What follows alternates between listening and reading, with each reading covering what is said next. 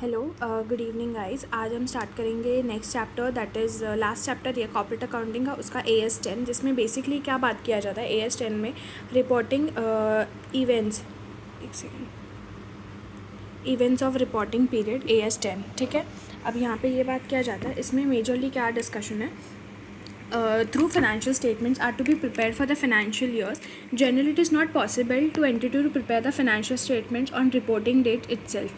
On reporting date itself, a firm takes one time to prepare and finalize the financial statement. Furthermore, time to approve by the board. Once after the financial statement are approved, they may used by the users. They can be used by the users to require question deal with the occurring the balance sheets financial are approved for the issues. Suppose the reporting date, अब यहाँ पे हम एक second, suppose the reporting date is 2020 and the board of directors have approved 30th May 2020. In this today they occur some significant event after the balance sheet suppose there is a fire in a company which destroys the assets of 15 lakhs. Thus events as per the guidelines even after reporting period. These events after the reporting are accounted as per the guidelines. Means इसमें majorly क्या होता है, जो 6 months के बीच में जो 6 months के बीच में जो भी रिपोर्टिंग होती है ना, उसे हम अपडेट कर सकते हैं for the reporting standard AS10. It's AS10. ठीक है, अब नेक्स्ट इसमें हम क्वेश्चंस देखेंगे. मैं थोड़े ही क्वेश्चंस देने वाली हूँ. सबसे पहले यहाँ पे हम क्वेश्चन नंबर 5 लेंगे. Question number 5 states, question number 5 बोलता है कि B supplies a part of car manufacture in respect to particular model of car. On reporting date, B limited a high level of inventory of parts due to low order levels. After reporting date, but before the date of approval of financial statement, the car manufacturer announces that the specific model will no longer be produced. There is no alternative market for the inventory. Should be wire down of inventory to net realizable value and adjust the inventory reported in the reporting date. ठीक है, अब हम check करते हैं इसका answer क्या है. इसमें क्या बोला गया है, एक कार मैन्युफैक्चर था बट वो क्या बोल रहा है कि अब उन लोगों ने फाइनेंशियल रिपोर्ट्स बना दिए बट उसके बाद वो बोल रहा है कि वो ऑर्डर्स नहीं लेगा क्योंकि उसकी रिक्वायरमेंट नहीं है. तो एक बार हम सोल्यूशन रिफर करते हैं, आपको शायद समझ जाएगा कि क्या है ये. Estimates of net realisable values are based on the most reliable evidence available at time of estimates are made. The estimates consider fluctuation of prices or a cost directly relating to the event occurring after the end of the period, which external confirmation existing at the end of the period. This inventory should be routed down to the net realizable value. The higher inventory is indicated slows low demand of the manufacturer. The post balance sheet announcement confirm over the supply of the year end. ठीक है, एक बार आप लोग ना बस read कर लेना. ठीक है यार, ये ना बहुत झंझट है. Prior to approval of financial statement but the subsequent of balance sheet date, C is trading difficulties obtaining a valuation of its properties for the purpose of providing additional securities. C Limited is also considering the available certain properties to generate the additional cash. The amount estimated by the valuer is materially lower than the carrying amount. How should be reflected in the financial statements? In this scenario, the valuation provides a sufficient evidence of impairment in the value that has occurred prior to the balance sheet. The impairment review should be carried out in the occurrence of Index 10 and provision to write down the properties which would be adjusting event it should be adjusted in the balance sheet accordingly. ठीक है, हम उसकी बात करेंगे. Illustration number 7, the exchange difference arising out of translation of bank overdraft since the balance sheet exceeds the profit of the period under the review due to adverse amount of movement of foreign exchange year end. How would be reflected in the financials? Exchange rates are included in the list of non-list of adjustment post balances in the Index 10. Although bank overdraft existed the balance sheet date, the condition has given rise to the loss did not existed on that date.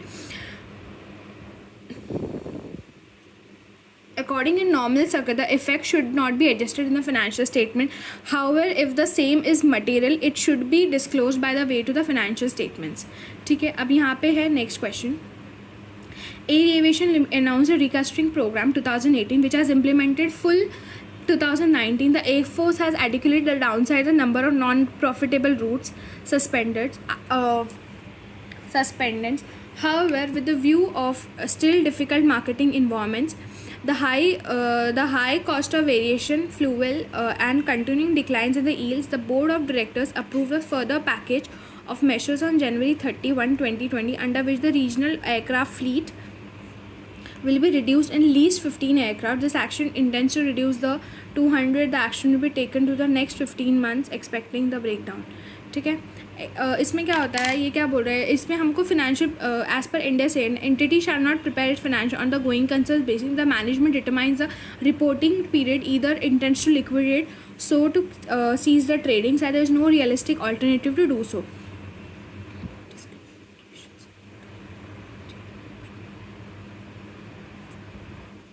ठीक है, ये questions थे. Disclosures आपको अगर कुछ ऐसे read करना है तो आप कर सकते हो. इसके बाद हम करेंगे नेक्स्ट क्वेश्चन. ये क्या है अपना, ये मैं आपको बताती हूँ.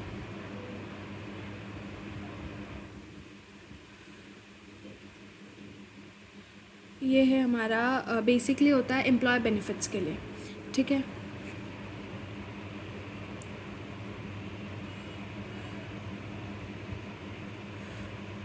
Employ benefits. इसमें कैसा होता है, सबसे पहले देखो यहाँ पे फॉलोइंग इन्फॉर्मेशन दिया है. कंपनी डिफाइन टू पेंशन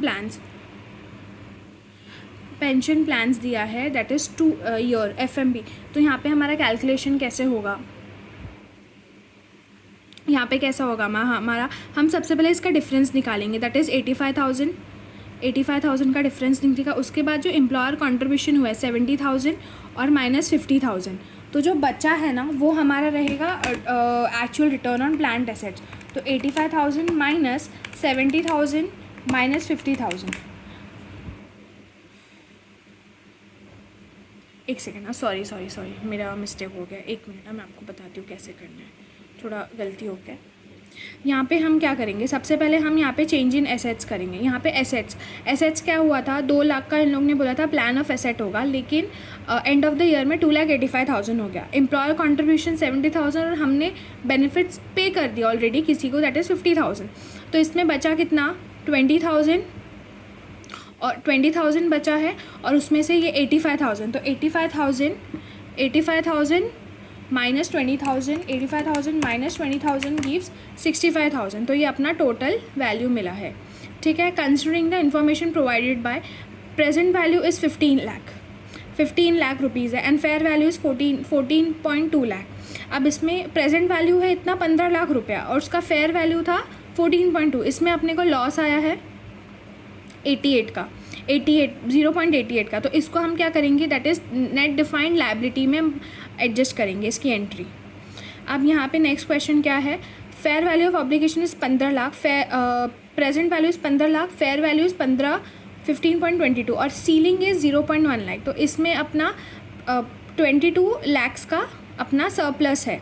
तो इसको हम कहाँ डालेंगे, और 22 लाख 0.22 और 0.19. तो ये दोनों में जो लो रहेगा ना, लो का वैल्यू हम लिखेंगे, that will be deferred asset side में, नेट डिफाइंड बेनिफिट एसेट में लिखेंगे. ठीक है, होप सो आपको क्लियर हो गया. EPS करेंगे हम. हाँ, अब ये है अपना EPS में कैसा करना है अपने को, सबसे पहले यहाँ पे 3,600 शेयर्स है आउटस्टैंडिंग. तो 3,600 है, 3,600 शेयर्स है, और यहाँ पे इन लोग ने कितना लिया, ये 12 महीने का है. ठीक है, 12 महीने का. तो 3,600 इंटू 12 मंथ्स करेंगे. उसके बाद ये 1,200 शेयर्स है, इसका कब तक लिया है, 1 जनवरी 2022. तो कितना रहेगा आपको काउंट करना है, अगस्त से लेके जनवरी तक, दैट इज़ 7 मंथ्स हो जाएगा. उसके बाद आपको करना है, एक किया है आपका 600 शेयर जो सिर्फ 2 मंथ्स के लिए, दैट इज़ इसका इस दिन कैलकुलेशन होगा.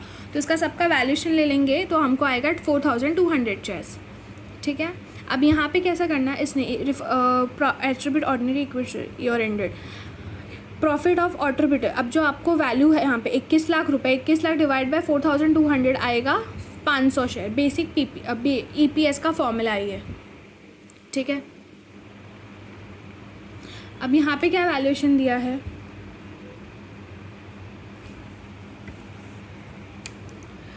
D has outstanding shares of 10 lakh and profit of the year is 20 lakh. D has 20%, 12% of 2000 convertible, outstanding is 100 each to convert to ordinary shares. Rate is 30%. सबसे पहले हमें BPS निकालना है, basic EPS निकालना है, earning per share निकालना है. तो बेसिक अर्निंग्स कैसे निकलेगा? 20 lakh divide by 10 lakh gives 2 rupees, 2 rupees पर शेयर. अब उसमें से इन लोगों ने क्या बोला है? 20,000 जो इक्विटी 20,000 कन्वर्टेबल डिबेंचर जिसमें इंटरेस्ट है 12%. तो इसको आप इंटू करेंगे 20 इंटू 100 गिव्स 12% का आप क्या निकालेंगे? दैट इज़ 20 ईच का वैल्यू है. ठीक है. उसके बाद अपना ईच डिबेंचर इज़ 10 ईयर्स के लिए. तो 20 lakh into 12% gives interest is 2,40,000. Interest पे हमको टैक्स निकालना है 30%, दैट इज़ 72,000. ठीक है. अब इसमें से जो प्रॉफिट होगा दैट इज़ 2 लाख. 20 लाख हम यहाँ पे लेंगे सबसे पहले एक 20 लाख, 2,40,000 माइनस जो टैक्स का वैल्यू है ये अपने को निकलेगा 21,68,000. ठीक है. अब उसके बाद ऑर्डिनरी शेयर्स को कन्वर्ट करेंगे तो कितना आएगा? 20,000 शेयर्स है अपने पास. 20,000 शेयर्स को हम 10 में बेचेंगे तो 10,000 होएगा, 2 लाख होएंगे. उसके बाद diluted that is 10 lakh plus 2 lakh gives 12 lakh और डायलूटेड इज़ 21,60,000 प्लस 12 गिव्स 1.81. ठीक है.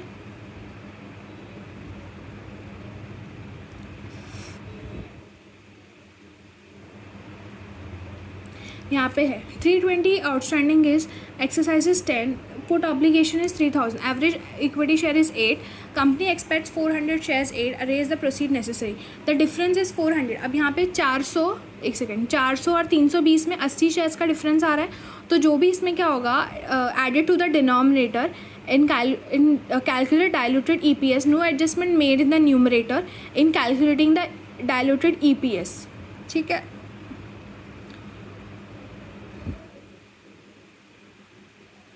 अब यहाँ पे करेंगे हम लोग. ठीक है. अब यहाँ पे हम नेक्स्ट एक लास्ट क्वेश्चन करें आज का. तो सबसे पहले अपना एक्स वैल्यू प्रोविजंस का, एक्स लिमिट है सब्जेक्ट टू ऑब्लिगेशंस ऑफ ये, company is committed to expenditure 5 lakh है 10 साल का. आपको अगर फैक्टर निकालने नहीं आता तो मैं आपको बता दूँ कैसे करना है. 1.10 लेना है. जैसे ये कैसा है 10% है, 10% को कैसे लिया 1.10 इंटू 1 2 3 4 5 6 7 8 9 9 बार करना है. उसके बाद जो वैल्यू आएगा 4 नंबर तक वैल्यू लेना है, उसको 5 लाख से डिवाइड करना है. तो 5 लाख डिवाइड बाय 2.5937 इतना आएगा 1927. इसको आपको क्या करना है, इस पर हमको क्या करना है, इंटरेस्ट लेना है, अप्रोप्रिएट डिस्काउंट रेट इस प्लस 10%. तो आपका आएगा वैल्यू 212047 आएगा प्लस 10%.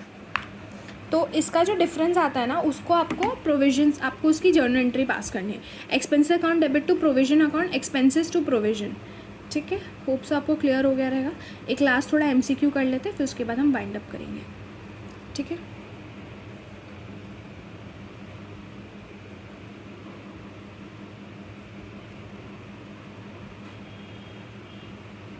थोड़ा मैं आप लोग के लिए भी कर देती हूँ तो आप लोग भी गेस कर पाओ. ठीक है.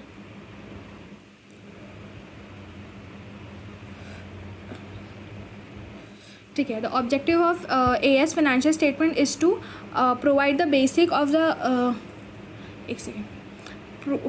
provide basic representation of general purpose of the financial statements, set all the overall requirements for presentation of financial statements, set out the guidelines of financial statements and true all of above. इसमें इसका answer रहेगा D. The entity shall apply AS in preparing the financial statements in accordance with the Ind AS. ये first का answer है.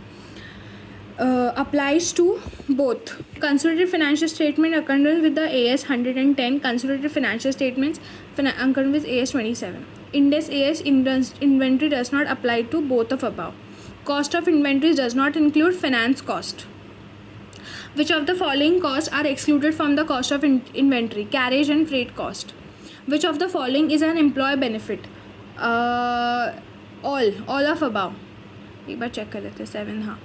Which of the following is not part of other long-term benefits? That is other long-term benefits ना.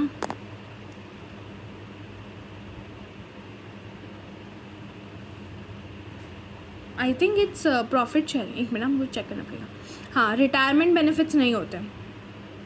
फिर उसके बाद होता है short term employees benefits includes all of about. उसके बाद which of the following defined contribution plan, all of about. ठीक है, ये हमारा ये चैप्टर का हो गया है। ठीक है, और कुछ क्वेरी रहेगा तो आप लोग पूछ लेना। Thank you.